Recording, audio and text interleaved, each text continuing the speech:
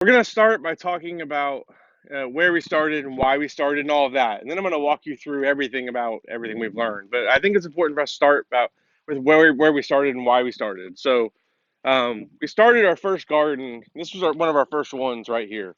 There's one right next to it that looked just like it. Um, the reason why we started here was because we weren't sure we were going to stick with it. And this was a safe place, up by the fence. I should have thought a lot more about where we should start the garden, because this ended up not being a great place to start, because in starting in October it's shaded all the way until March, so I couldn't grow anything here in those other seasons. So that's kind of the first thing I want to mention is whenever you're starting out, you need to really think about how the sun works, because I had never thought about it. I feel silly admitting this, but I didn't know where the sun went. You got to really think about that and consider what gets sun, how much sun it gets, also what your wind conditions are like. So this is nice because I got this block from the south wind, right? So it's nice for that aspect. Um, so you want to have an area that doesn't get a lot of wind, a lot of stuff like that. You don't have an area that gets a lot of flooding, So like this was a good area for that regard. When we started, this was all Bermuda grass.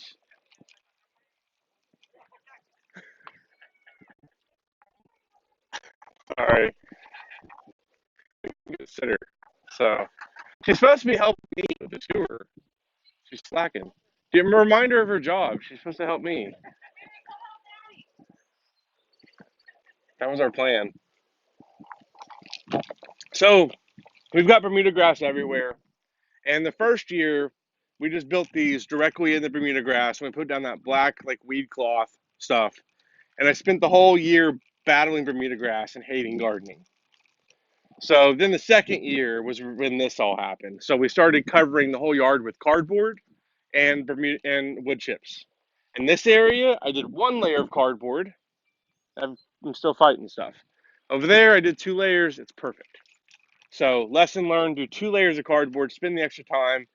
Get really big boxes instead of doing the small. Like in the beginning, I did like a bunch of Amazon boxes, and it was chaos as when the wind picked up. It went everywhere. It sucked. So I started finding really big boxes. I went to the Harley Davidson store. I don't know if they still have them there, but like just think about places that get really big stuff, right? Anything like that is a great resource. So get a bunch of boxes, start covering the ground, and then wood chips you can get for free from a couple different places. One is the City of Norman compost facility down there off Highway 9. You can pull in a truck, they dump in for free, completely free for wood chips. They charge for compost.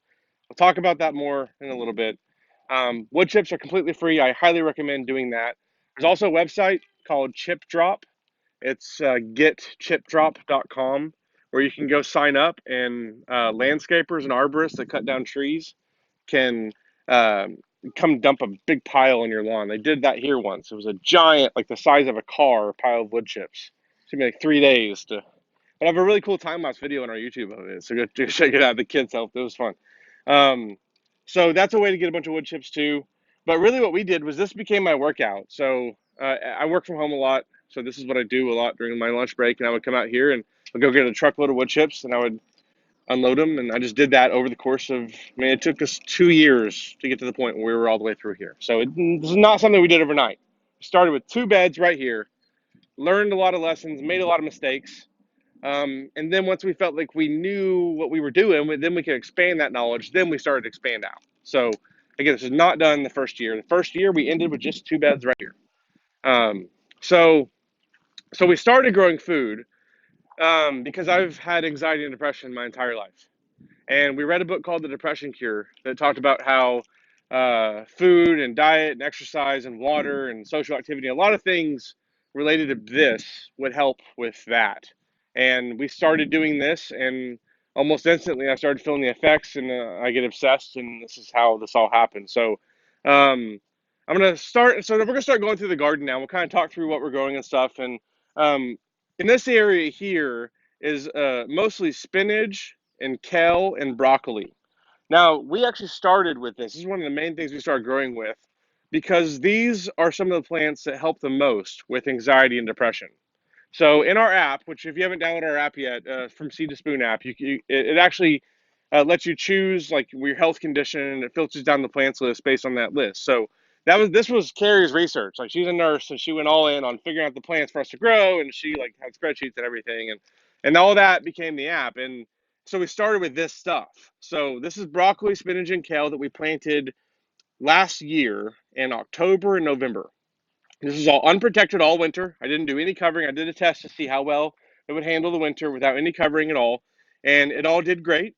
And now it's starting to bolt and to go to seed. So see, like this up here. So this is all. These are all these plants bolting and going to seed. Now the spinach is bolting. The broccoli isn't necessarily bolting. This is just what we harvest. So let's talk about broccoli for a second, because before we started growing food, I thought of broccoli as, I mean, like what you buy at the store, like this big tree-looking thing, like big head, right? That's what broccoli was. And the first year, that's what I grew. The thing about growing that kind of broccoli is it takes like 90 to 120 days to get that giant head sometimes. And in the meantime, you've got a lot of bugs and hailstorms and tornadoes and everything else coming through. You've got to protect it for, right? So the first year was frustrating with broccoli. And then I discovered these types of broccoli, which are sprouting varieties. So the way that we got to this, our second year, we had a big hailstorm that came through, and we had all this broccoli. It was almost formed, and I was just devastated because it was all broken. And I was complaining on the internet, and someone told me, "Why don't you just eat the broken pieces?" And I was like, "What? What are you talking about?" And they further explained, and then I learned that the entire broccoli plant is edible and just as nutritious as the head. Like, you don't have to just wait for the big head to grow. That's silly, right? Especially in Oklahoma. So then we switched to these sprouting. So these produce a ton of these side shoots that I start harvesting at this stage. So all throughout this stage, I just continually harvest. And what we do is we cook it with the leaves and everything all together. Just chop it all up, throw in a stir fry. And it's amazing. It tastes incredible. So that's how we grow broccoli now. We don't grow the big ones. These start producing these little sprouts in like 45 days. So it's super fast to get them. They overwinter really well. The spinach here in kale, well, the spinach that overwintered, you see it's going to seed. Um, Stuff that's planted in the fall is quicker to go to seed in the summer than stuff that's planted in the spring. So for that reason, we have spinach that we plant in the fall, but we also have spinach that we plant in the spring, and we'll see that as we move that way. But this was a bed that we planted heavily in the fall. So um, any questions about any of this before we move on over to this bed? Okay, so this is lettuce. So this is actually a test bed we're doing here. So let's talk about this bed for a second, because I mentioned when we built these beds, we built the first one here, shaded in the summer, or shaded in the spring and in the winter, right? One of my ideas for how to solve that problem was, let's just raise it up off the ground. Then it gets sun, right? Because up here it gets sun all year. So we tried that, and we had a whole row of these going all the way down the fence, literally all the way down. I spent like a whole weekend building these things, and it worked great in the spring and the fall. But in the summer, it gets really hot right here, and the winter it gets really cold right here. So it's really hard to keep stuff alive in those seasons. So it's really nice to have your greens and stuff up here, because like rabbit pests and stuff like that can't get on them. It's just easier to harvest when you're going through and harvesting. So that's nice. And what we're doing now with these is, this is a test bed to see. These are all varieties that are built for the heat, whatever you want to call it. How do we call this? I don't know. They're bred for the heat. Okay. These varieties are meant to do well in the heat. So this is kale and lettuce. And then the idea was this one gets really hot, so it's a really good test. So this is a test bed that we're doing. These varieties, it's the heat wave blend from Burpee. This is Portuguese Kale. So far they've done well. And lettuce, we plant it really dense. You see, like, it's really really dense, and we go through and we'll start harvesting this down now. So pretty much at this stage, we'll harvest it down, and then it'll grow again to about that size. We'll harvest it again, and that's probably about all we'll get out of it. But that's just a really easy way to grow lettuce in Oklahoma. So I won't be able to show how we process it and everything. So let me go ahead and talk through it. When we cut this stuff down, we basically just take it and put it in a big bowl. So we have like some really big, like uh, stainless steel, like cooking things. They're like giant, right? Like stock pots, right? So we take those, fill them with ice and water, and put these in. The reason why you do ice and water is because it helps with slowing down the breakdown of them, for one, but it also can help sweeten them up a little bit. Not to a huge degree, but the idea is, so spinach, kale, lettuce, all of these greens like this, the way that they survive the winter in Oklahoma is when it gets really cold, they build sugar in their plant in the leaf basically to help it go through the winter because it doesn't freeze as quickly whenever the water has sugar in it. So that's what you're eating. So a lot of these things get bitter throughout the summer and they get really sweet as it gets colder. So you can kind of mimic that process a little bit by dumping it in some ice cold water. So we've got those. We've also done ice chests in the past that we just put them in and then kind of wash them out for a little bit and then strain them out. And then for all pretty much all these greens except for lettuce is what we use like on burgers and stuff. But for all these broccoli, for spinach and a lot of these other greens that we're harvesting small, we're just pretty much stir frying those or having them fresh if it's spinach. So. Okay, so let's move on down this way now. And this is the way that we started building our garden. So as we built our garden, and as I taught Carrie into letting me build things, I started coming this way, and I started sneaking along the fence. And then one day, I kind of just filled the whole rest of the yard with cardboard and started building this way, and it looked nice, so it worked well for me.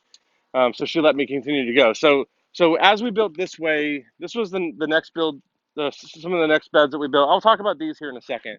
Um, these are actually taller than they look. There's another layer that's buried down below because I was fighting Bermuda and I just kept going up. I'll talk about what I would. I'll talk about if I were starting again, like what I would do. I would not build these raised beds, but this is what we did. So these raised beds, let me talk about how you fill them. So I haven't talked about any of that stuff yet.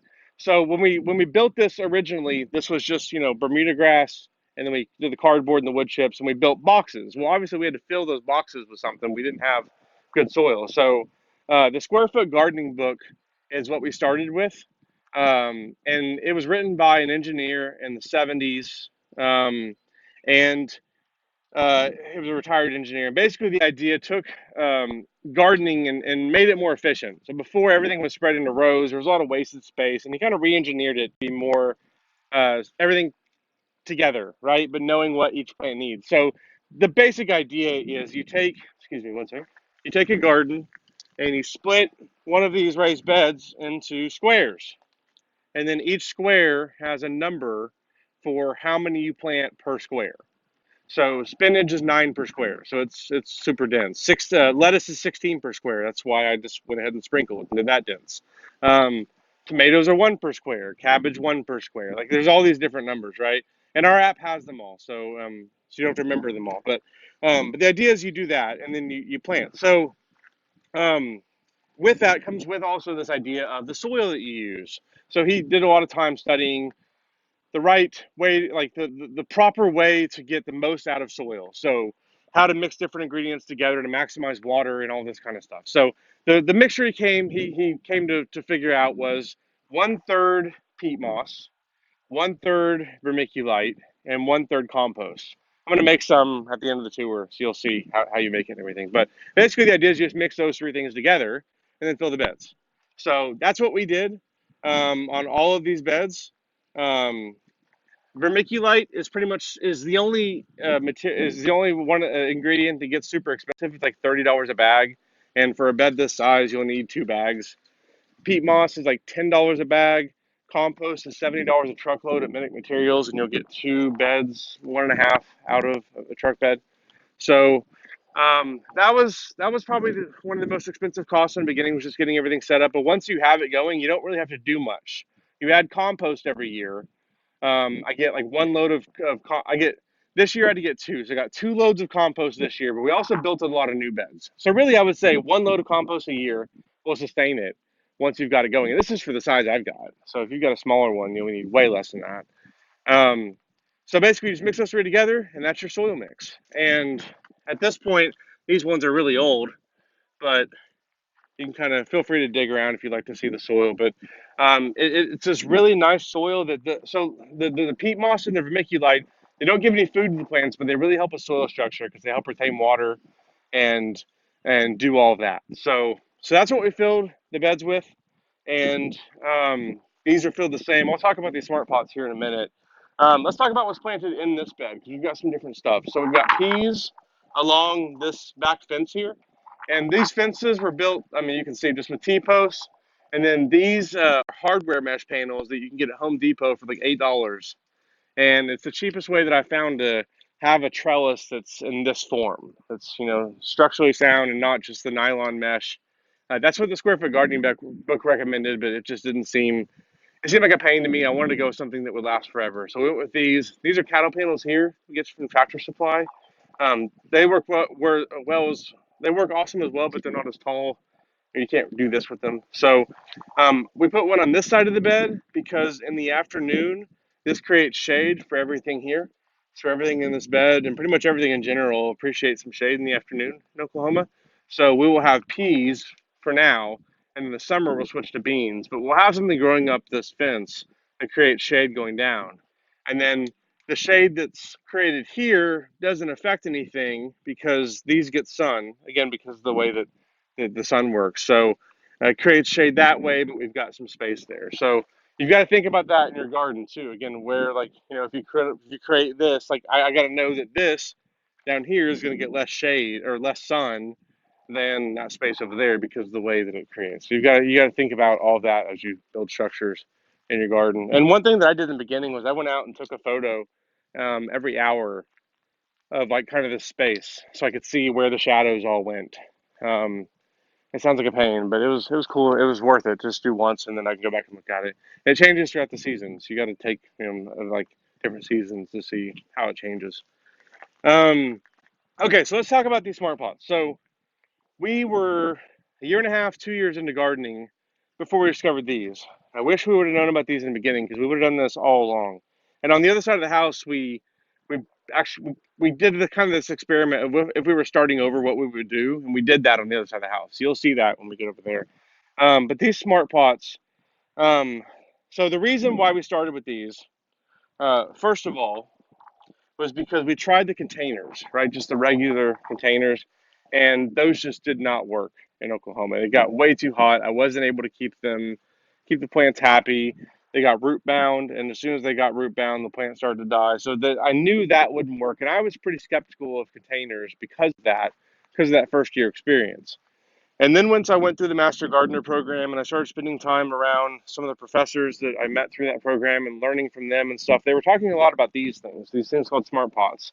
And specifically about the idea that plants are able to get air through the side in addition to the top. You know, so like typically plants like these are only able to get air from the top as it comes down from below. Well, in the smart pots, the roots are able to pull oxygen from the sides too, because when they hit the side, they don't start to circle like they do in regular containers. They form these tiny little capillaries and they continue to suck in oxygen. So that intrigued me.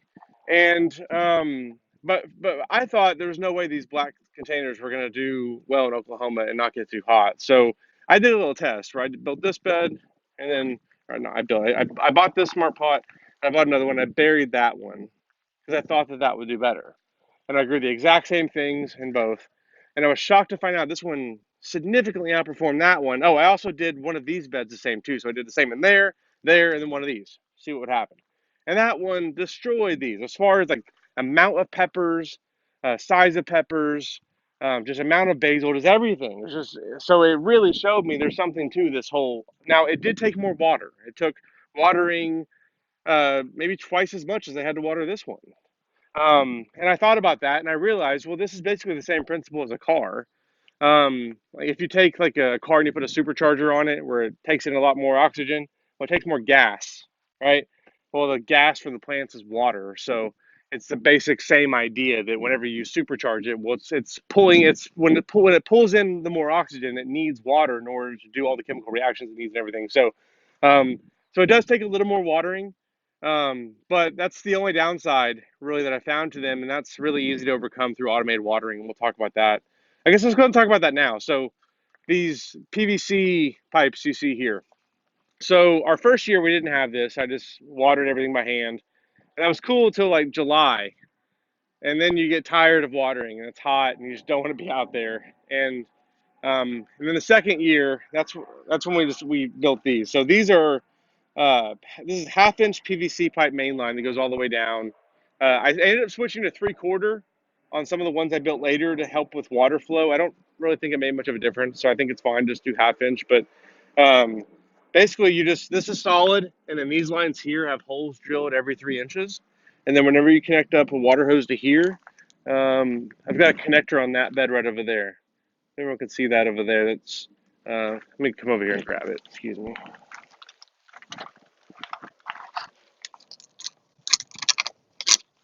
Oh, all right. So this thing, like 250 Home Depot, it makes it where you can hook up a garden hose to it. So you can hook that up, and then that applies water evenly across the whole bed. So the downsides of this is you cannot do any more than this. Once you get literally 1 foot more than what you have here, the water does not go equally. So I've literally 1 foot more. 32 square feet is the max. And it doesn't matter if you go up to 3/4. I spent so much time trying to figure out how to make this better. And if you do this little kink here, it actually helps. So that's why you see I've got that. If you do it straight that way, it doesn't equalize. It needs that bend. I I really want to take a class to fully understand why. I need to understand fluid dynamics. But um, anyway, that's how you can build these things. But you can only water one bed at a time is the problem. So that was great when we had a couple, right? But once we got out here, now it was, uh-oh, like I got to move things around. And that's generally what we do. So we have an orbit timer over there now that has 4 outlets that we can program to run whenever we want. So we've got 4 different hoses generally. I picked them up for today, but generally we've got hoses running everywhere. And we've got 4 different outlets. So we only really use these PVC pipe watering systems on beds that are freshly seeded because that's really only when I worry about not being able to keep up with watering is when it's freshly seeded because the seed needs to stay moist until it sprouts. So if you, especially with carrots and beets and things like that, if you don't keep up with it, they don't sprout. So but once they sprout, like you really only need to water deeply, like twice a week in the summer, once a week in the spring. Like I keep up with that with myself. Like I need to do that for my mental health. If I don't come out here and water and I'm not keeping up with everything, then that's things aren't going well in my head. So that's just, that's what I like to do anyway. Um, so anyway, we run this pretty much this just when we're trying to seed beds, and I really don't have more than 3 or 4 beds that are freshly seeded at a time anyway. Like even with the scale that we're at, I've never really run into that problem because we have a mix of maybe I'm seeding one bed, but another bed's going to be getting a bunch of transplants, or it just doesn't work out to where I have a bunch of freshly seeded stuff. Um, okay, so let's keep coming this way. So let's talk about the smart pots. Yeah, because I've touched on them briefly, but let's talk about more um, about our strategy on them here. So these are the big bag beds. I would not do it this way that I did here again, because these dry out faster when they're independent, like in their own little island. You'll see what I did over there, but I've started to bunch them together so they don't dry out as quickly. And I've also mixed a switch to doing smaller smart pots that are self-contained plants that I can then move, or I can put inside of kiddie pools that are filled with water that I can irrigate easily from that way. Um, so you'll see that over on the other side. But these work really well. If you are just starting out and you want to have like a couple beds, and they work especially well for like how we're doing here. So these are strawberries here that eventually are going to take over this whole bed. For now, I've got spinach over on this side to get shaded in the afternoon because the strawberries are taller, and I've got some Swiss chard scattered throughout and some lettuce and stuff like that. But eventually, it's going to be all strawberries. For that situation, this size is great. You can see here these beets are struggling. They're not doing well here because I'm not keeping with watering. So I know now I'm only going to grow beets and carrots and stuff like that in a smart pot that's either like able to get some shade in the afternoon, or it's next to another one, or I'm just going to grow them in these that handle water a little bit better. So um, we've also got a mix of herbs all throughout the garden, so you're going to see them kind of everywhere. These are chives. That's thyme. The reason why we have them scattered everywhere is twofold. One, They really help with pest prevention. So a lot pests find what they're looking for through their sense of smell. So if you have if I had a whole bed full of nothing but tomatoes, then it'd be really easy for the pest that likes tomatoes to find it. But if we have this thyme and chives, and we've got these onions over there like, going around the beds and stuff like that, then it creates confusion for the pests because there's all these scents in the air. So that's one reason. Number two, we love to cook with these. And when we started gardening, we tried to only eat the stuff that came out of the garden. And we're back at that point now where for the past week or so, we've been pretty much only eating the stuff that comes out of the garden. And whenever you try to do that, it gets kind of boring after like 2 weeks because everything tastes the same, right? These herbs really help with that. So I have stir fry for like 60% of my meals, but they taste radically different because one has thyme, the next one has basil, or oregano, or parsley, or rosemary, whatever flavor I want to make it, and that really helps with diversifying how things taste. And then all those herbs have a ton of health benefits too. So that's another reason is that herbs like rosemary and oregano are scientifically proven to be some of the best things you can grow for your body. So we've got those scattered all around.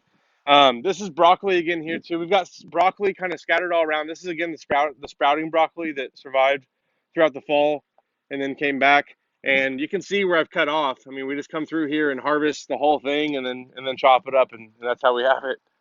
What are you doing, Mary? Stem and all. Yeah. Now I once the stems get hard, I don't really harvest those. I give those to the rabbits. I try and harvest them while the stems are still relatively soft. So like these main ones I'm not harvesting. It's like there's side shoots and soft ones and like that's the stuff I'm harvesting and I'm feeling as I'm harvesting. So because once they get too hard, they just it takes too long to cook them to soften them up and they don't really taste as good. Like there's no point when I've got fresh stuff everywhere. So that's stuff that goes to the rabbits. So um okay, I talked about peas. Let's talk about our strategy with peas, beans, things of that sort, because we do have a strategy revolving around these specific things. So, peas are great for your garden for a number of reasons. Uh, One is that peas are a member of the family. They're able to pull nitrogen out of the air and put it into the soil. That's rare. Most plants can't do that.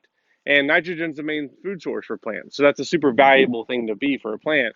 So these peas are they have little nodules in their roots. They store the nitrogen. When these peas are done, I can plant something else after it. They're able to use that nitrogen. So it's nice to have that around your garden. We don't do the only fertilizer we do is fish fertilizer. It's not a chemical fertilizer. It's just dead fish that are liquefied. Literally, that's all it is.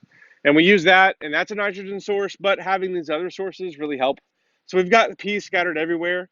Um, we always have either peas or beans in our garden.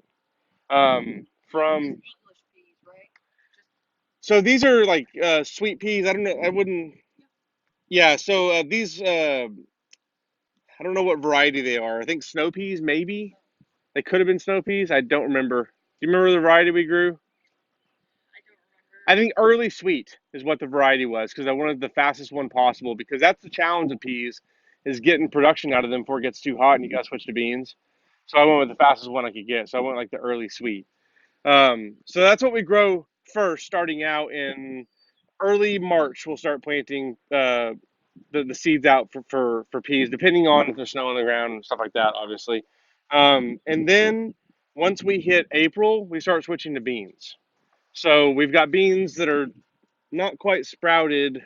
There's some on the other side, but all along these fences will have beans as well that follow next. The beans, again, are in the same family as peas, so they do the same thing as peas as far as the nitrogen situation is concerned.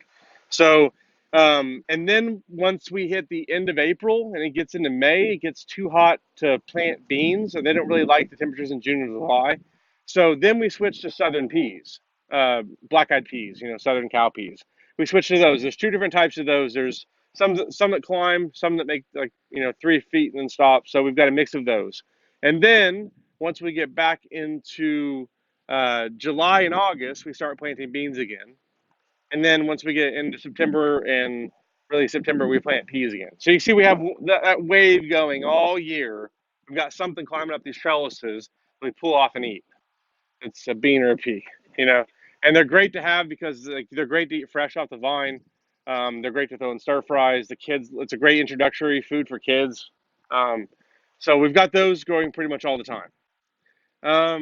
We've also got spinach. So this is spinach that we seeded in the spring. It's hiding below that broccoli. I tried to give it, so spinach is not like the sun. So as it gets hotter, it's going to start bolting. So I always try to find places I can hide it. So I've got it on the north side of the spinach over the strawberries here. We've got other spinach throughout here, and we've also got cabbage that we planted in the spring. So this is red cabbage here. This is kale, a red Russian kale. And kale too will form these little. It's in the same family as broccoli, so it forms little broccoli type heads. So you can harvest those off. Um, One thing that's been interesting is the red cabbage has had way fewer pests than the green cabbage. It makes sense because the pests are typically green worms, so the green worms know that they need to stay off the red cabbage. But that is, if you have pest problems, or if you don't have a lot of time to handle pests, that might be a good option. It's just to grow mostly, red cabbages.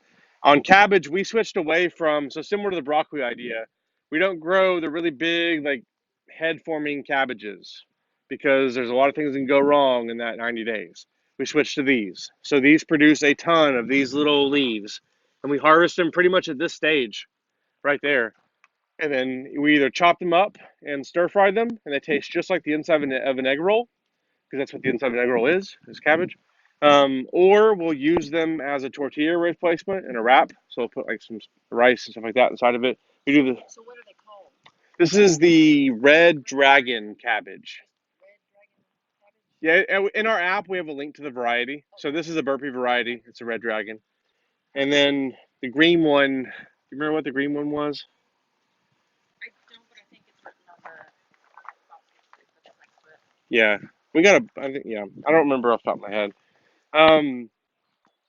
So again, we've got spinach here, kale here too. We've got a mix of that kind of stuff throughout here. This is more the same. We've also got beans that are sprouting throughout here.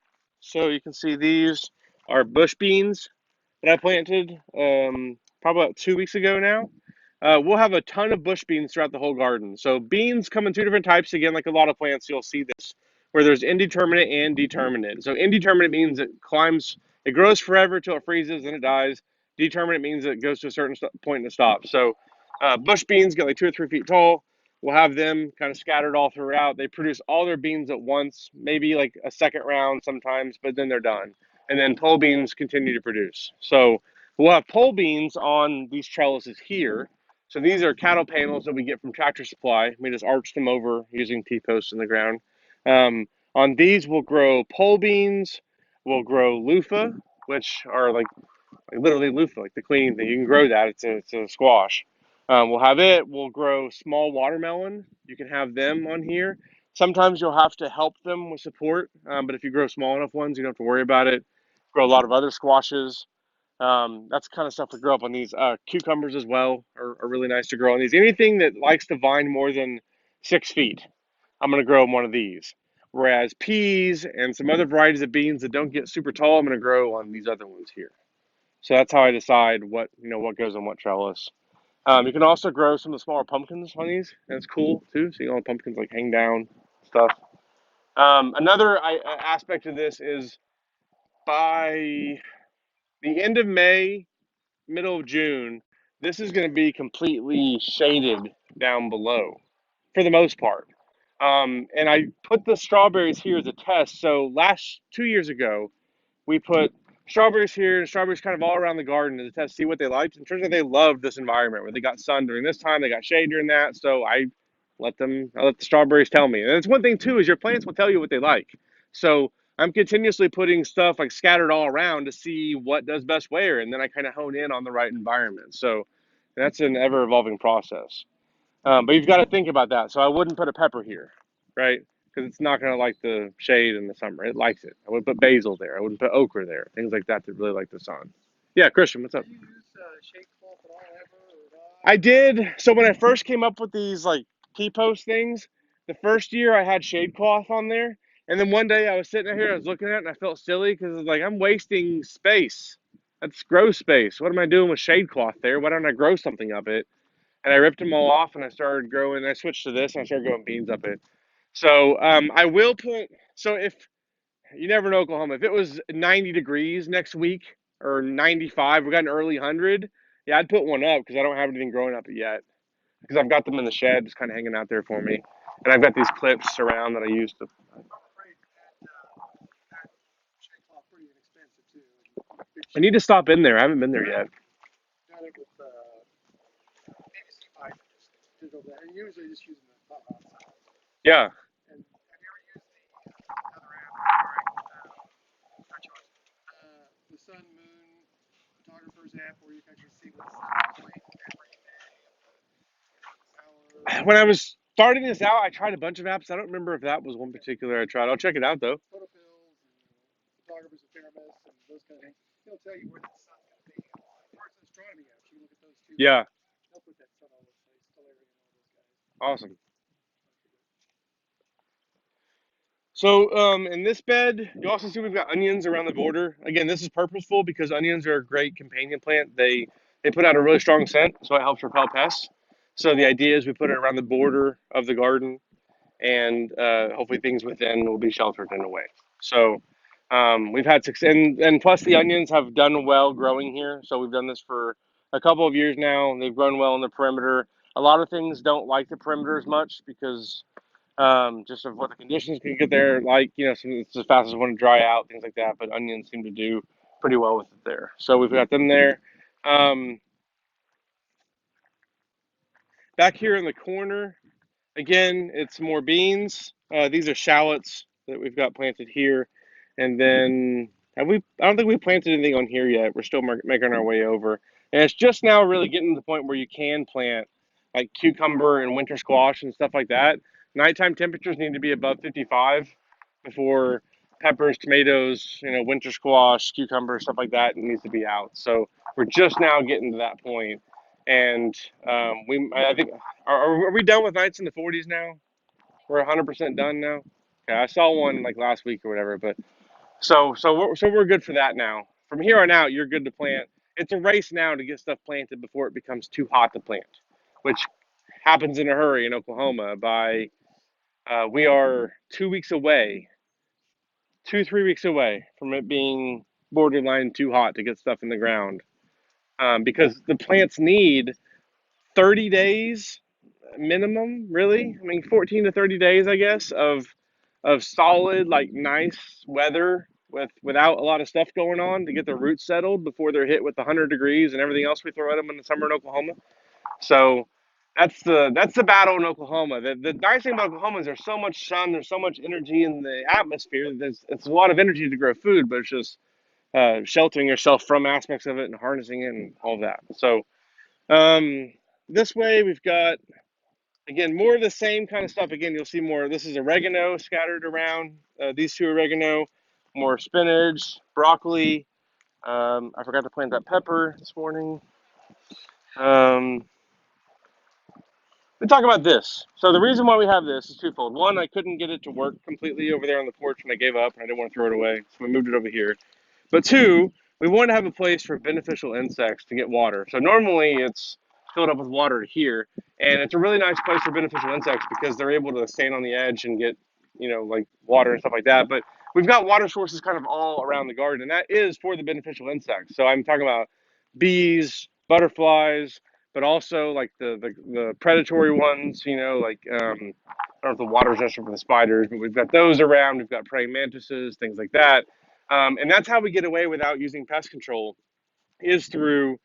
So we don't do any pesticide in our garden. We've done diatomaceous earth and we've done BT, and I'll talk about those in a second. But they're not chemicals. It's not like that form of pest control that we've. Did you put the dunks in the water? Yes, yeah, we've got them. We've got the mosquito dunks here. So make sure you get these things, the mosquito dunks.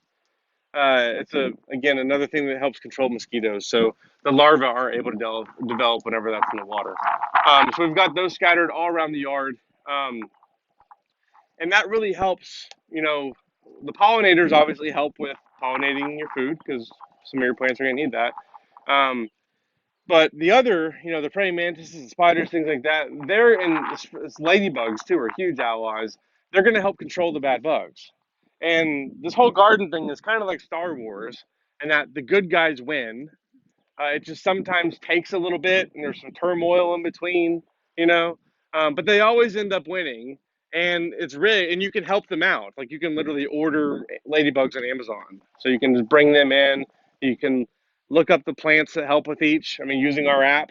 So if you go to the beneficial insect, it'll tell you what plants attract them. You know where they like to lay their eggs. And so I've got a lot of I don't really like parsley. We got a lot of parsley because the certain plant, certain insects like it. So I've got that everywhere. Um, and then once you have a bunch of them here, now they're fighting for you because the problem is, and the main reason why I didn't do pesticides, because if you put down a bunch of pesticide everywhere, now I am playing God out here, and I'm in control of who's living and who's dying, and that's a full-time job. Whereas nature does it itself if you let it, and you can just help the good guys out and make it harder for the bad guys and do traps and all sorts of other stuff. And that's all the stuff that we figured out and put in our app. So for each pest, you can go in and look at like the different ways you can trap them and trick them. And we've got like motion activated sprinklers here, like this what this thing is for cats and all sorts of other stuff, rabbits, like um, we've got all sorts of like different tricks we figured out for. We've got like so yellow solo cups look like squash flowers. So you can paint sticky glue on the outside and squash bugs land on them. So like there's just all sorts of things like that you can do, and so if you do those things and you bring in the good bugs, then man, we're like 5 years into this. We've been able to, we have all this food and no pesticide. And another thing we look at it too is I grow way more than I need. So I don't worry about caterpillars um, at all because I grow way more than I need, and I just pick them off. And Mary takes them to her caterpillar farm that she's building, and they become her best friends for their short lives. so, so we grow way more than we need. I mean, and so I just don't worry about a lot of those pests. The only pests I really worry about or take time to consider are the pests that carry viruses that will kill my plant. So squash bugs carry viruses that will kill a squash plant overnight. So I really take a lot of time for those. So I'm looking for their eggs all the time. I grow squash vertically. And I'll show you on the other side where we're doing that. Um, I'm the squash bugs are smart, so I'm always at war with them. I started. We haven't done this. We're going to start a squash plant over here in this corner because that's where we had a really bad issue with squash bugs last year. One plant. We're going to let them all come there because they think that's where the squash is. Then we're going to throw that squash plant in the fire and and then hopefully that's going to get rid of the population that's in this side. But in the meantime, we're growing a bunch on that side of the yard. It's a decoy squash. Like I said, there's warfare involved with squash bugs. Cucumber beetles are easy to trap with the yellow cup thing I talked about. So we'll have those kind of all around. Also, like yellow sticky, like this, they're like cards that are sticky on both sides. They're yellow. We got those hanging everywhere that help trap insects. I've never really had too many butterflies or anything like that caught up in them. A lot of flies, so flies are technically beneficial, but I'm not losing sleep over killing flies. So I feel okay about it. Let's talk about these. So these are potatoes here. We grow all of our potatoes for the most part in these big smart pots because it makes them really easy to harvest. Whenever this is ready to harvest, we just dump it out into one of our big like barrel things, and the kids like Easter egg hunt through it, and it's a lot of fun. Um, we tried growing sweet potatoes in one of these beds that were in the ground before, and harvesting them was frustrating because I kept breaking them with a shovel because I was impatient when So like that's when we switched to this.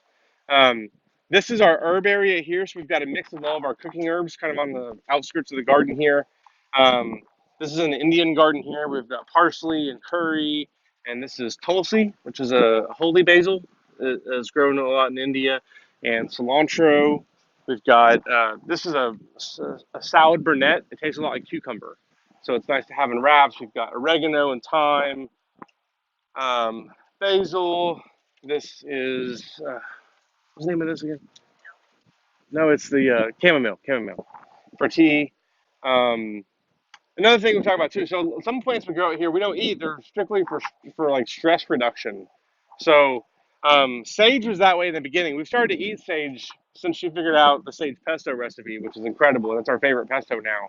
But for the first 2 years, we grew sage because so at some point check out the flowers over there. They smell incredible and they are really calming. So whenever I would get stressed out, when I couldn't figure out a coding problem and I would get frustrated, I'd come out here and I'd bear hug my sage and it made me feel better. Same with my rosemary. That's kind of the same way.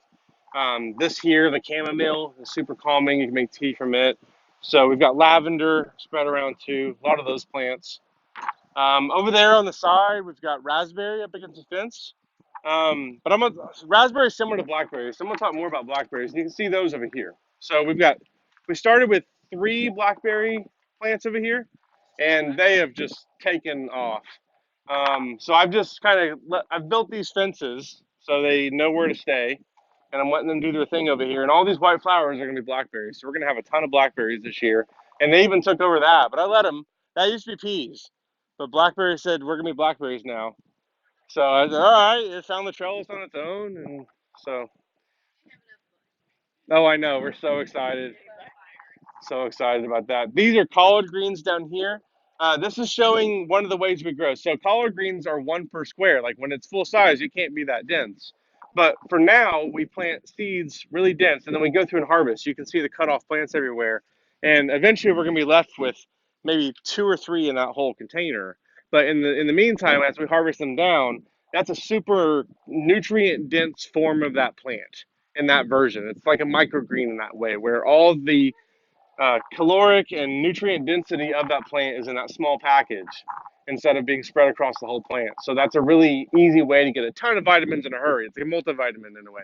So we'll harvest them at that stage. I mean, that was my lunch today, was harvesting that little section there, chopping it up and then stir frying it for like 3 minutes and putting it in rice.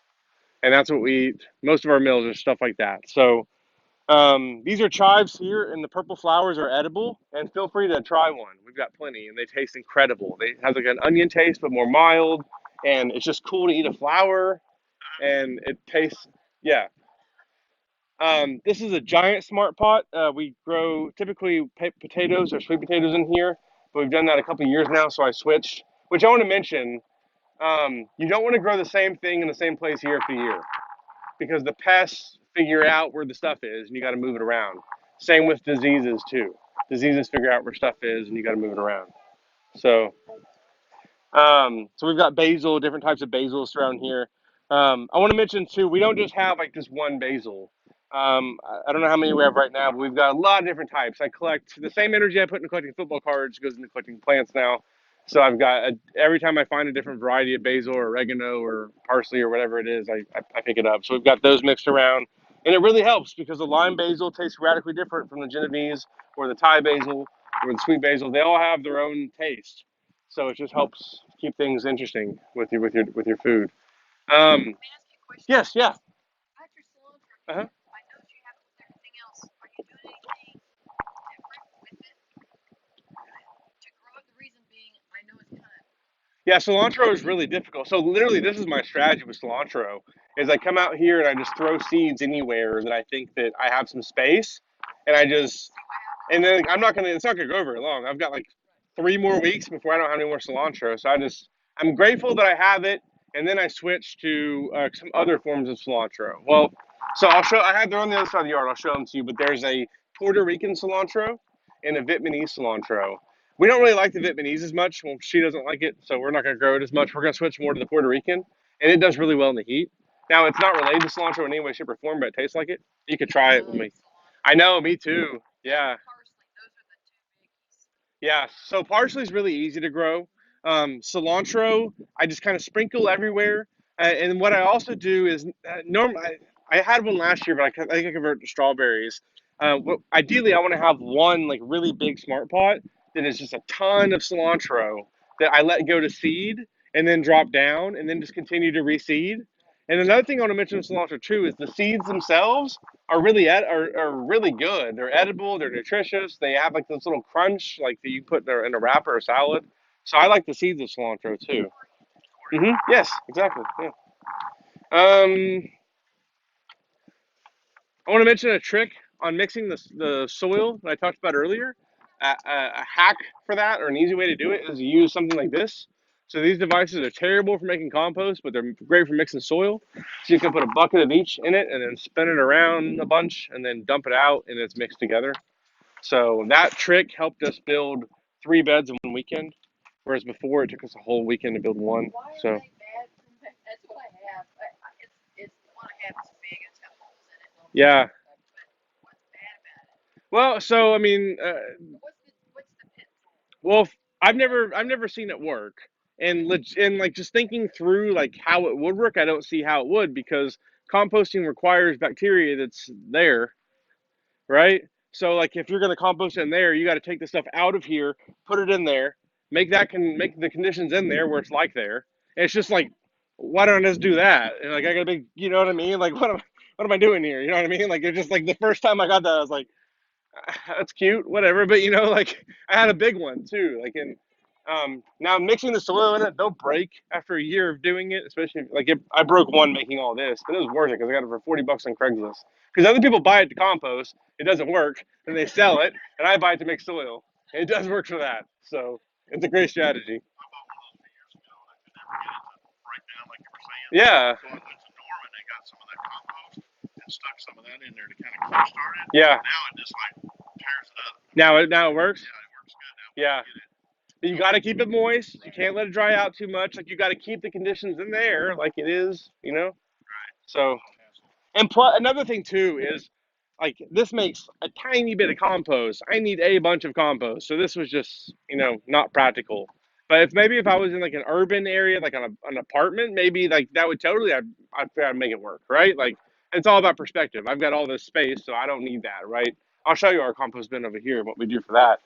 First, though, let's talk about this. So, first year, all the gardens were out there, and everything bolted up in by May, and I was crying because I had no more food and um, so that's when we learned we needed to utilize shade.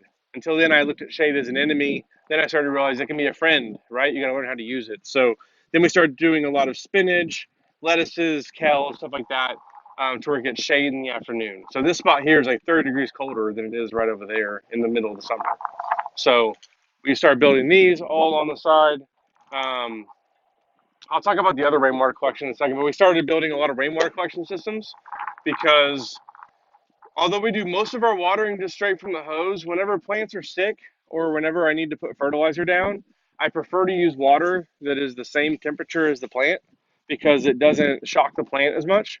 Also, rainwater, depending on when it rains, if it was lightning in the area, it can be charged with nitrogen. So it can be fertilized in a way.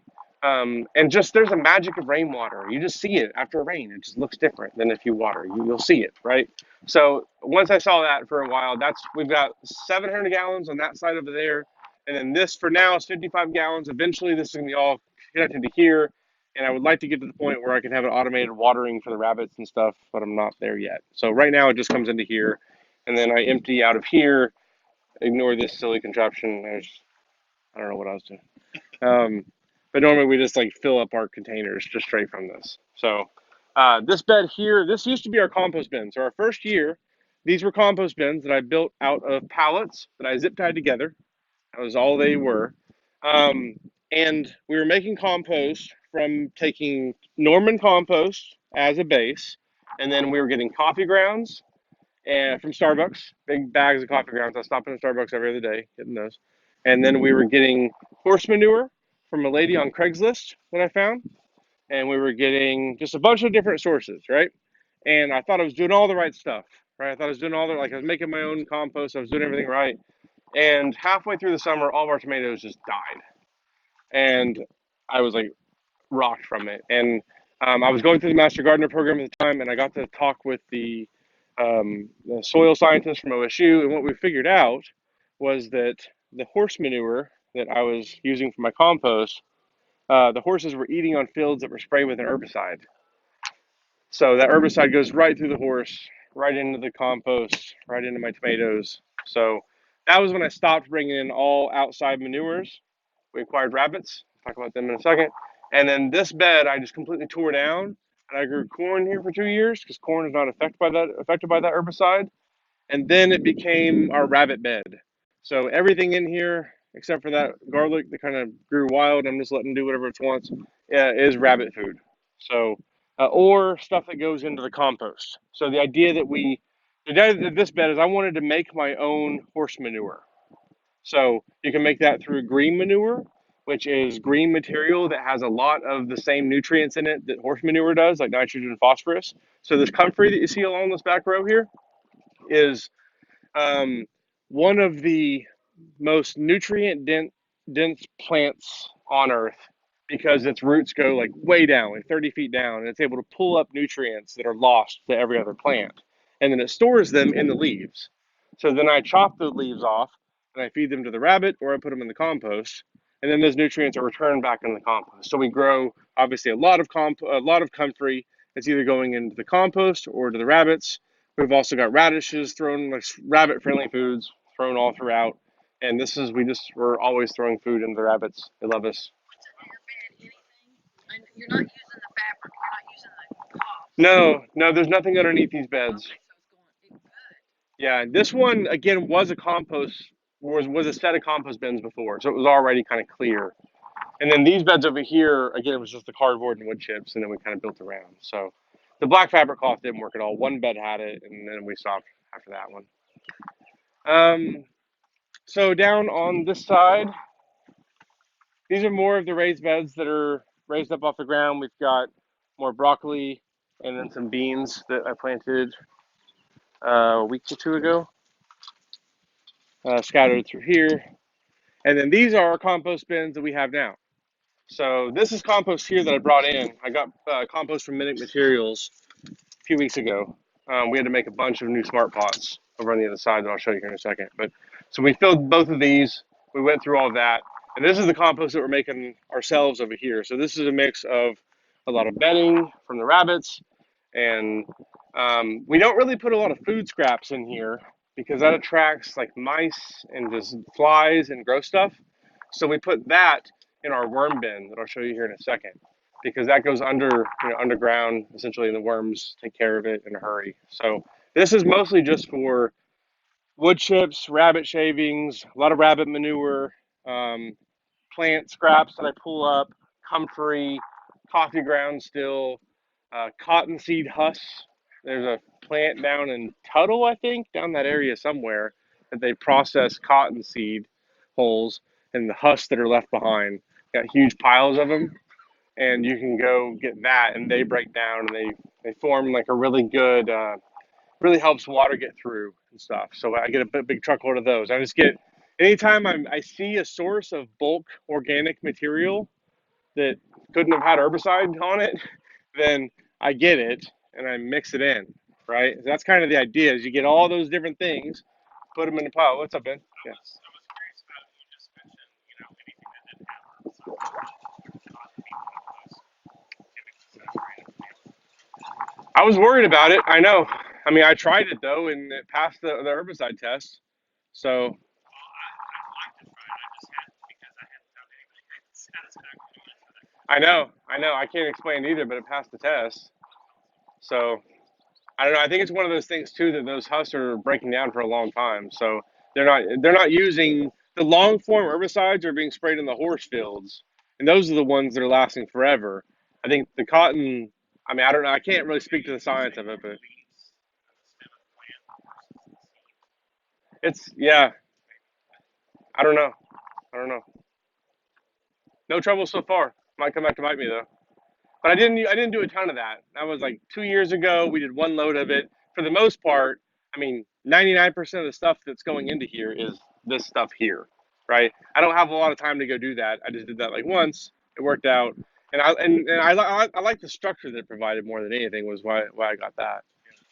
Um, Compost, again, it's simple. Just mix things together. There is a little bit of science behind. It's got to be some nitrogen, some carbon, but the easy way to remember it is mix wood chips with dead grass, and that works. So things along the same principle. Um, How much does Minute charge? I sent him an email, but a truckload is between 65 and 75, depending on which one you get. Yeah. And what I do is I get. They've got four kinds now because I've got one that comes from the zoo as well. It's made. Yeah. So last time I was there, I got all four, and I just mix them in together. And then the second time, I got straight up like the whole thing of Zupu. I know, why not? Why not? Um, Over here is the Battle of the Mints. So we've got like 7 different mints in here, I think, that are scattered all on the way, and we're going to see what happens. So far, they're maintaining their space. We've got chocolate mint, apple mint, mint julep mint. Yeah, all different mints through here, and then bee balm over here. Mint is super aggressive, so don't put it in a bed with anything else. Um, and it can handle the shade. It also can help with mice issues. It can help repel mice. So we had mice nesting over here. One of the reasons why we went ahead, because I didn't want mice anywhere near the house, and rather than move away. So we also got a, yes, rabbits love mint. It's one of their favorite things. We don't eat it a lot, but we use it a lot in drinks. So we'll put it in our water and let it, like, diffuse into there. That hurt her. And everything okay over there? She stuck? All right, so let's go on over to the other side of the yard, and you'll see everything else we have. Any questions about everything over on this side before we? Excuse me. Oh, I missed a couple things. So this is the worm bin here. Um, we've got it on this side of the yard, or specifically right here. Sorry, because this does not get much sun at all. Worms do not like sun, so this is the first place I've been able to keep them alive outdoors. Um, Yes. So what I do in the winter and in the summer is I pile up hay bales all around the outside to insulate it, and then also on top. And then I've got, all sorts of burlap and stuff in there, and then also the bottom. They can get through the bottom and get down if they need to, but they keep coming back. I keep feeding them. So the worms have done well here. We also have another worm bin that we keep indoors. I've got on the back porch for now to show you all. These are the rainwater collection systems. I've got guides on YouTube that show all about how we made these. It's just IBC totes, basically, that we got off Craigslist for like $60 each. And then the hardware connected. It's not connected right this second because I wanted to fill these manually the other day with the water hose, so I disconnected it all. But normally it disconnects. You can envision I've got one more pipe right over there. This system here helps with filtration. So the first 30 gallons of water comes through into here, and then it gets and then as the water builds up, there's a water bottle that sits in here that comes up and floats and seals this off. So then all the water is diverted over. Because the first 30 gallons is the dirtiest. So I'm not drinking out of this, but I just figured, well, really, it just sounded like a fun project. I saw it on YouTube. So, okay, so let's go ahead and come around this way. So I mentioned earlier that if we were starting from scratch, that we did what we did over there. And I'll just show you what we did. So we've started moving. That is hot, by the way. We've started moving to these smaller smart pots now, and then planting kind of each thing in its own individual space for some things, not for all. And this is what we started moving to, and we've had a lot of success with this. And if we were starting again, this is pretty much, well, right here is what we would do if we started over again. We built this 2 weeks ago, Carrie. This is what we're doing. This is what we do if we start over again. So these are the long beds, the 12-foot ones. Um, and then again, the cattle panels you saw on the other side. And then we've got the individual ones kind of all around. And this is nice for a number of reasons. Like these tomatoes, we were able to have out here, in March, but then we could bring them inside. We could bring them back and forth. When it gets really hot in July, I can move them to where they get some shade. Like I'm playing with, so I've got a lot of different sizes tomatoes are planted in because I'm trying to see how small I can get away with the idea of growing it inside of. So see these kiddie pools I've got scattered everywhere? What I do is I fill these with like 2 inches of water, and the smart pots drink from below. So smart pots, at their test facility, I have seen peppers in 1 gallon smart pots that are giant peppers. So I'm trying that here to see how well I can do in my backyard, keeping up with it and everything. So I've got all different sizes planted around, and what we'll do is kind of mix these around these kiddie pools. We won't fill them with more than 2 inches of water, and I'll drill holes actually 2 inches up so that they can't have more than that, because that can be a problem if they have too much water. They need to be able to dry out every now and then. But the idea is, and we're not really using these much in the spring. Like these plants are either new plants we're trying to keep water on, or something. They're not really like plants that we're keeping in there. But come summer, then these peppers and tomatoes are going to be staying in there when the temperature's 100 degrees. They'll just be in that for that stretch, right? And that's how I can help them through it. So we've got kiwi on this side over here, one there, and then one here. Eventually, these are going to take over this whole thing and it'll all be shaded, but it's going to be a bit. So we've got some time to have stuff below. But we've got stuff planted here it's going to be okay once it gets to that point. So Swiss chard is going to like this is going to like the shade by then. So it's going to be okay. The cauliflower is going to be done by then. Marjorie's going to handle it. The thyme will handle it. These other stuff will just move out of the way. On this side, we're going to have beans. So these are bush beans, and then the back edge or pole beans are going to grow up. So the pole beans are going to meet the kiwi, but at that point, they'll probably have enough leaves to produce their beans. The beans will be dropping down, then the kiwi will take over. I accidentally learned that last year because I planted things too closely together, and I learned that the beans can handle being next to other stuff. Once they get their leaves there, they produce other beans, and the other stuff kind of takes over. So we're trying that here. On this side, I've got potatoes, and then this is going to be the squash that are sprouting, and then all these cages are going to have, well, not this one, but those cages are going to have peppers. I've got basil in the same smart pot with the peppers, so this is going to have a pepper here too. And the tomatoes, I'm going to try and fit basil in the same plant as well. Again, the whole companion plant thing I was talking about earlier. Basil in particular is a really great companion plant for tomatoes and peppers. It helps improve the flavor of the peppers and tomatoes, and it also helps repel the main pests for them. So in pretty much all of my smart pots, I've got, that are going to have peppers. I've got basil already there. You can see here, again, these ones I forgot to plant this morning, but that's how we're going to be doing our peppers. And then along the house here, we've got more of the smart pots. And then these are some sub-irrigated containers I tried the first year.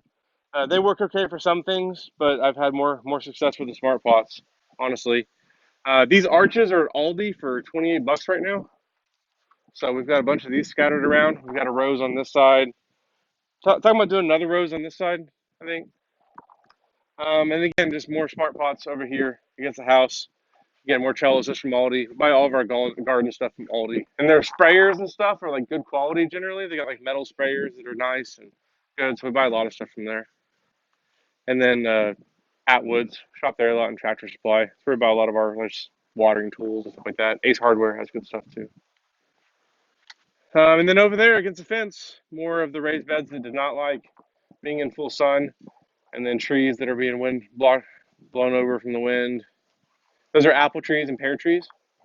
And then we've got an elderberry over there that's up against the fence, and a blackberry back in the corner, and then two trees I need to chop down that the birds planted. And I think that is everything. Are there any questions or anything that you want to know more about? Yeah, what's up, Ben? Do you assign a value to every harvest here so that you kind of see how you come out at the end of the season? Or No, I just enjoy the moment, and whatever I get, I get. don't spend money on Nah. We did that with a few of our harvests last year. We're like, whoa, this would have cost us like Yeah, this much I do money. it from that side, so sometimes I appreciate that side of it. But this for me is all about dwelling in positivity and like everything I'm trying to do. So I really want to, trust me, I want spreadsheets for all of it. But I mean, I would do it from that viewpoint as well. yeah, no, I do Because that for the sure. plus. Every harvest, yeah, it is like as you're harvesting, I think it's innate to be like, man, this is like, how much money am I saving? And every time I go to the grocery store and I see it, like I do that for sure. Yeah, it's nice about it. I think I take that for granted a lot too, because I eat, I mean, spinach. I mean, we used to spend $10 a week on spinach. So You must know to shop at Sprouts. no, this was the Walmart days. I mean, yeah. But back when we first started, like I read a book that said spinach was good. I was like, where can I find spinach? Walmart has spinach. I'll go there. Like this was those days. This is exciting. But you can't buy that, you know? This is fun. I mean, we don't really watch TV much anymore. We spend this is our weekend. Like, this is what we would have done anyway. Um, we're out here, it's fun. Like I'm trying different varieties of everything. I'm sampling different stuff. I'm living, it's fun. I mean, other than the fun of trying new things, do you kind of stick with what you like though? Like, there are certain we don't like that. Yes. And we also stick with what's like kind of easy in a way. So like kohlrabi and Brussels sprouts are very difficult to grow in Oklahoma. Same with celery. Yeah, like I would love to grow them, but and we're like the things you see around, the things that go really well. And the things I want a lot of, the broccoli, the kale, the cabbage, and then all the beans, and then potatoes, root crops, you know. Kiwi? Well, this is our first time growing it, so it's hardy though. It'll tolerate. It'll live in Kansas actually. So yeah, well, it's not the kiwi you get in the store. It's gonna look different. So I've also got a fig tree over there that I forgot to show in a smart pot. Yeah, there's so at the OSU OKC Farmers Market, we were there Saturday, and they had some really nice looking kiwis there. So if you go back there next Saturday, she should still have them, and they're like 2 for 20. Now with kiwi, you got to get a male and a female plant. You got to get two.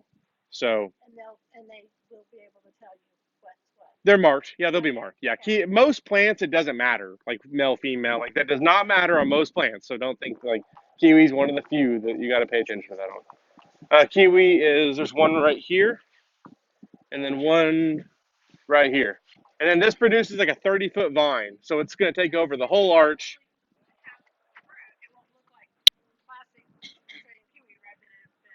They'll be different. It's fruit, yeah. It's just different looking fruit. If they're like a darker brown and they don't have as much hair, I think, or like they're just different. Like, yes, yeah.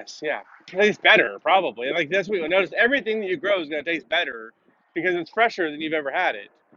So, and there's some things like peas, you can't match the taste unless you harvest out of your garden because it loses the taste in 3 hours.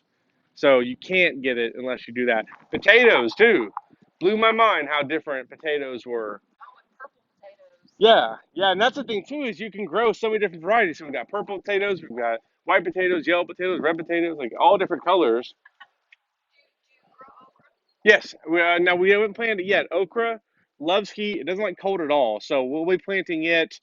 We could probably get away with planting some seeds now. We just haven't yet. So I think over the next few weeks, that'll be okra and more basil and more southern peas, sweet potatoes, all of those things will start going in. What other things have we missed that we haven't planted yet? We got some artichokes in the mail this week that we're putting in. Um, our goal is to grow everything we have in the app by the end of the year. So, and she keeps adding plants. So we have like 100 things we have to grow.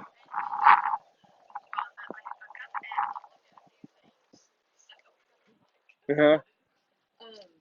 But you are paying attention to what needs to grow next to what, like Yes. companion planting, other than just the herbs. I know you don't put certain things with other things. Oh no, we research it. Well, Carrie, that's Carrie's pretty much full-time job on Seed to Spoon is well, that's one of them. So she does all of the data entry. So she researches. We have a pile of books in there we're going through. Carrots Love Tomatoes is our number one resource. But then it's also extension guides, and it's Johnny Seeds has a really good research aspect to them. We pour into their stuff. Burpee has good stuff. We've got just a number of books really that we've come to trust that we go through, and then that's a lot. And we've got links to all the books in the app too, so you can see what books we use. That's where a lot of the data comes from. A lot of it too is personal experience. Like there are some things too that like we've learned from like some local farmers. Like daikon radish is a specific type of radish that works really well to repel squash bugs. We hadn't read that in a book anywhere, but we learned it from a farmer. We tried it, and sure enough, it works. So there's some stuff like that too, or just being in some of the like the Oklahoma gardening Facebook group. There's a lot of just knowledge you learn through there that you read it, you try it, it works, and so there's a lot of that kind of stuff that we put in there. Any stevia yet? Stevia, right over here. We've got stevia. We also have the cilantro alternative over there. Yeah, the Puerto Rican cilantro. It's over there by that tree now. I put it underneath that. Yeah, that redbud tree. I moved it this morning. It's right down. Yeah. Mhm. So obviously you recommend the smart pots. Mhm. Yes, I do. Yes. So we've got some garlic over on the other side. We did a lot of elephant garlic last year too. So my uncle lives in Moore too, and he has a huge patch of garlic that's been wild for 20 years. So we just get a bunch of garlic from there. So we don't grow a lot of it here. But it's really easy to grow. You just got to plant in the fall. When you harvest your garlic, do you just leave part of it in the ground? Like we planted ours in October, November. Uh huh. Like it'll harvest at the end of July. July, do you just leave it like every other plant to make new garlic? I pull it all up and then save some of the cloves that you want to plant again, or just buy new ones again. But no matter what you do, you're gonna miss some, and some are gonna come up on their own. That always happens. Yeah. And one thing about garlic too, you can get away with planting it in the spring, but here's the deal: is garlic needs to be frozen before it's planted. Yeah, we planted ours in the fall. Yeah, okay, perfect. Freezer, yes, exactly. That's the trick. Yeah, if you put it in the freezer, put it in a bag of soil in the freezer for 30 days, it thinks it went through winter, and then you can plant it. Probably that high. Which one did you say you had put down for your fruit tree? I'm trying to. So first of all, I'm ashamed of these fruit trees because it was like one of the first things I did was plant these things, and I did everything wrong. They're gonna be dwarf, yeah, they are. Yeah, so we're gonna keep pruning them down to where they do stay. I need to get that one to where it's upright at least, but they're apple and pear. So I don't remember. There were 2 apple and 2 pear. Over here, we're gonna be planting. We just ordered it. The cherry right over here. We haven't got it yet, but just ordered it. Supposed to grow like crazy, even in cold weather. So. Oh, nice. Oh no, now we're gonna have to try that. These supposedly do all the way down to like 20 degrees. The little bananas are blue. Dog? Well, that's one of her. That's your dog. How old's that one? Oh, she's like 15. She's old. We got a lot of dogs. We have a we have a husky that we got because we developed a mouse problem in the garden. So we got her, and she gets every other day. She's picking up a mouse around here. So we named her Minnie Mouse is her name. And then we've got a Chihuahua named Marty McFly. So. So does like brassicas. Any other questions on anything? George brassicas. Did you BT or Joe Button? Mm-hmm. Like, okay, so because we have our You are? I found one at TLC and I picked it up. I said, see what happens. Let me know how it goes.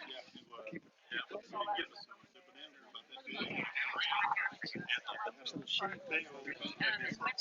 trees. I just didn't know what I was doing when I planted those trees. Well, I mean, I get that. I planted the trees before I even started a garden. Like we bought this house, like we were at Home Depot like the next weekend. Let's buy 5 trees, and then like I just came out and put them in the ground. I didn't know what I was doing. Like, yeah, and they're alive.